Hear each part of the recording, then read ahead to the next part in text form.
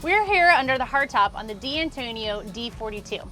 Now, Antonio has origins in Spain, but now they're built in Poland at a pretty big yard. I cannot wait to get started on this Antonio 42. For Boat Test, I'm Captain Shelley. I'm Captain Eric Brandon. Let's start the testing right now. But before we get to the test numbers, I want you to know that there are 10 distinguishing things about this boat. As we go through the D42, see if you can find them all. I'll tell you what they are at the end.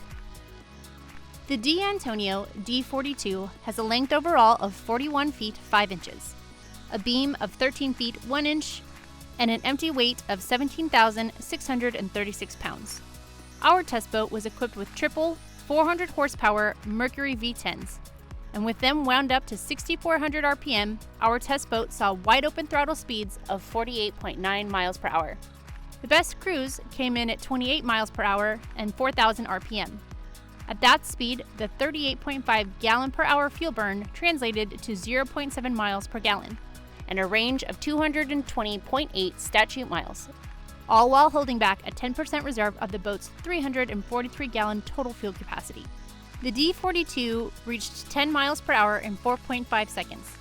She planed out between 3,800 and 4,000 RPM and 20 miles per hour. We got to 20 in 7.5 seconds. We reached 30 miles per hour in 11 seconds and hit 40 miles per hour in 16. So Shelley, I want to give her a little juice right now. Take her into gear, and I can see she's just pushing along really well through some of the semi-job we've got here. On a couple of these S-turns, you can see again how the boat's so responsive. Matter of fact, I think it's time to give her a full circle turn, shall we? Yeah, let's see what kind of turning we're going to choose that. Let's turn to starboard. Not much loss of speed on that turn. I'm not cranking it really hard. About 3 boat lengths that we're doing. Like you said, you're not cranking it all the way over, but it's a nice tight turn. I'm actually turning inside of a circle and hugging it even more tightly. And I've got no loss in the rear end. Steering feels tight and secure.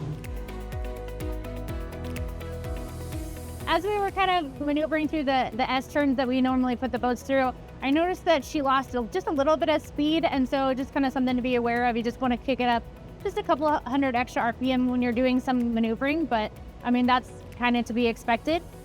And then when I was doing some close quarters maneuvering, the responsiveness of just the dual throttles and then the bow thruster, it was very easy to maneuver in the docking area. And I like the sight lengths too. So when you're standing on that platform, it's just about perfect. So you can see over the top of that windshield. But when we're in this seated position, we have a nice break from the wind, and it's kind of nice to have that today. It's a little chilly out today. We just wrapped up a great performance run. Time to slow it down a little bit. My first impression of this home area is the simplicity of this entire design. Nice flat panel. I can read these twin Simrad 12 inches very, very easily. My fuel gauges are right here. Your JL audio receiver right here. Nice little cubby. This carbon fiber inlay just gives it a classy look. I like that they've done a half windshield on this one. You could also do a full windshield if you wanted to do that. And these seats they're pretty comfy, huh? Nice and deep. They have the flip-up bolsters, and it looks like yours is actually on a slider, so you can move it forward and aft. And I do like that they have a step up there. When I was at the helm, I could see out nicely, but it did catch my toe a time or two. I had the same thing getting up here to drive the boat. There's a little step of 5 inch. Watch your big toe because you might nail it. Also, when you're walking down, be careful. Grab the handrail just to be safe and sure. What do you think we check out next? Well, let's go find a good anchor spot and start our walkthrough. I'm ready.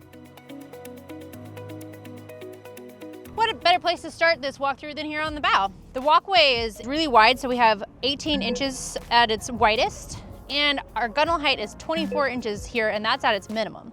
This forward seat has storage underneath, and all the way forward is our anchor locker. Has a stainless steel anchor, electric windlass. There's pop-up cleats on both sides, and it has that extended bow roller to keep the plumb bow safe. I kind of like this forward and aft facing seating configuration. Kind of opens it up for a more conducive social zone. Look very comfy. This big wide open sun pad looks very inviting with that diamond cut pattern. I have a phenomenal number for you. The freeboard on this boat is 68 inches. off the water to the top of the gunnel. You look over the edge, it looks like the water is way, way down. So you're in this boat, you're safe off the water, waves aren't touching you, and it really is a big, big number. Now around me as well, they spot these silver caps. This is the front attachable sunshade, which is great. You got some really nice big booming speakers right here. And I like these, these are very convenient. These are your fender clips right here. Below that, down below, is a lot of these courtesy lights. So the bow area is loaded, it's comfy. You know, another social zone is going to be that galley setup. Let's go check that out next. Let's do it. So we're midships in the galley. People like to gather around in the galley for the fun times, eating and drinking and hanging out, right? So over here on the starboard side, you've got a nice pull-out fridge, which is very convenient. A little ice tray if you'd like to have one down below. Here you've got the cooktop with the induction burners, I might add. You have the fresh water wash down for your hands and make yourself all nice and clean. Over here, flip it around, you have a cutting board, which is great. Now below that, you've got plenty of storage for flatware, cookware, etc. It's just a really nice area, fun and family friendly. And I like the setup, some amazing U-shaped seating here. And I like that I don't have to scooch all the way around because they have these bifold tables. So I'm able to just kind of go in and out. There's storage underneath where I'm sitting now. We have the shade closed right now because it's a little chilly. It's nice to have a little bit of sun, but it is nice to know that that shade is there. And it came almost out to cover a good portion of the sun pad. The aft sunbed is expansive. 99 inches by 99 inches. Easily can seat 5 people. They added some pop-up lights back here for a little bit of ambiance in the evening hours. And underneath this headrest is a very big storage compartment. All the water toys, sea bobs, and all that fun stuff can go down in there. You can get a ladder for easy access, and there's dedicated pole storage for that sunshade that goes out onto the front bow. On starboard is all of your fuel and water. On port, there is a receptacle for shore power and your hot and cold stern shower. Moving all the way aft, let's take a look under this sun pad. D'Antonio focuses on their hidden outboards as one of their main selling features, and I can see why. On any other outboard boat right now, I'd be standing in the water or sitting on a cowling. D'Antonio boats all have a little bit of an extension off the back end of the hull, a sponson that comes out that supports this large swim platform on the back.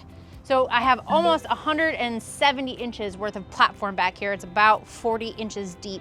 Not only does it have a cleaner aesthetic, so you don't have these just giant engines hanging off the back, but it's more functional.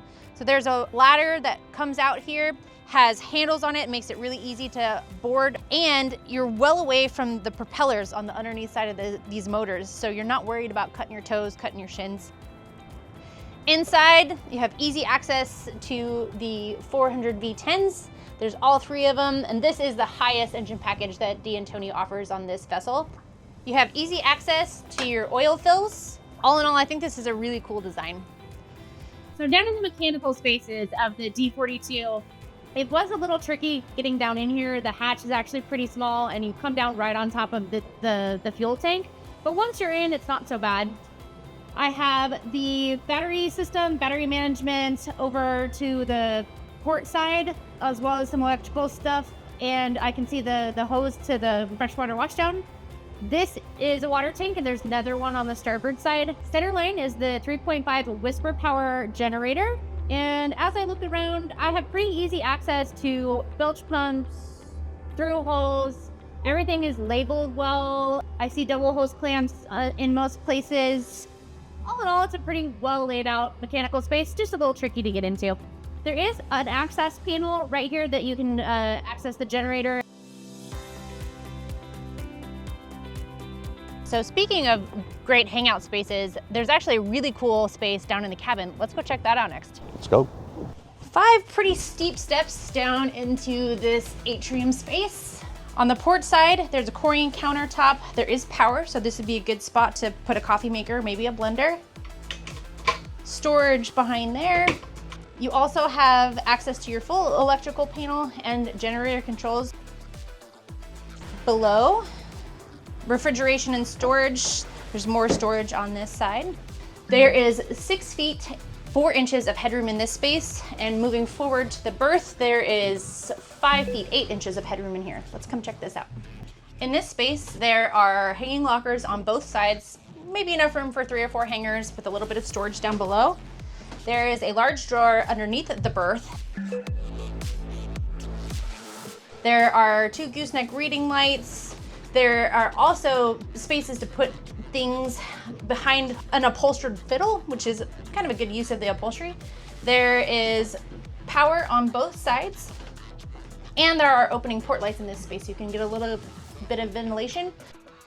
And then over here on the starboard side is the head, and there's 6 feet 1 inch of headroom in here. There's an electric flush toilet, pedestal sink, a little bit of storage down below, and it does have a separate walk-in shower with a wand handle. Eric, I see you're hanging out in the living room. Why don't you tell us about that? We've got a lot of room in here, and it's a nice place to duck out of the weather. You've been outside all day long on the deck. It's very intimate and very cozy. Now, above my head here, you look at that 4 feet 9 inches here, right? And on both sides, you've got these nice cushion areas to have your friends sit around. Over here, you've got an AC vent, pumps in some nice cool air. On the port and starboard side, you've got the acrylic glass, that natural sunlight coming in. Also, both sides have got these window ports openers up, and the wind comes flying right in terrifically, and nice breeze. Over here, we've got the on-off switches for the lighting area. But again, it's a cool place to kind of chill out. And if you want to really enjoy this, do like me, and then you can just sit back and have a pillow behind your head and do just fine. This boat has such a unique profile to it that you're gonna turn heads, whether you're out here in the bay or you're cruising up the Miami River for dinner. She fits in really well here. How many of the distinguishing features did you catch? Well, here they are. I'm sure you got the number 1 feature, which is the hidden engine compartment. It dramatically shows how much wasted space and lost utility there is on a conventional outboard boat. Knowledgeable boaters might have caught the second distinguishing feature, her lightweight. She's lighter than 90% of the other boats that we checked in class at 17,600 pounds dry, and was about 20,000 pounds as tested. Third, she's one of the few boats in class that has 4 bucket seats at the helm deck, and families will love that. The fourth distinguishing feature is her 5 foot 7 inches of freeboard, and that's what you'll find on some 55-footers. I bet many viewers guessed that her amidships storage space deserved to be on the list. Since we pointed them out in a graphic, I'm sure most viewers got this one. These sponsons give tremendous buoyancy to the stern to support that 2,000 pounds of iron on the transom, and are the reason she has little bow rise when getting up on plane and runs level. Here's one that you can't see unless you go to D'Antonio's website. She's the only boat in class that we know of that has a stepped bottom at the bow. Distinguishing feature number 8, of course, is her futuristic exterior design with plumb bow and slab sides.